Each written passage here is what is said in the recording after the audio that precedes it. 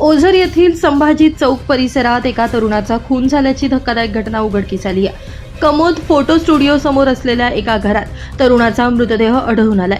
मृत तरुणाचं नाव विनोद विष्णू शेंद्रे वय 34 असं आहे. तो मूळचा यवतमाळ जिल्ह्यातील कळंब गावचा रहिवासी असल्याची माहिती मिळते.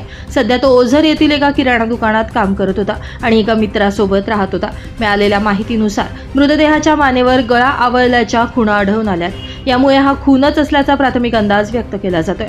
घटना घडल्यानंतर त्याच्यासोबत राहणारा मित्र फरार झाला असून पोलिसांना त्याच्यावर संशय आहे.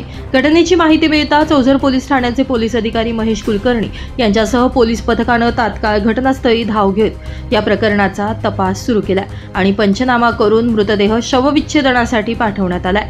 या प्रकरणी ओझर पोलीस ठाण्यात गुन्हा दाखल करण्याची प्रक्रिया सुरू आहे. फरार मित्राचा शोध पोलिसांकडून घेतला जातोय.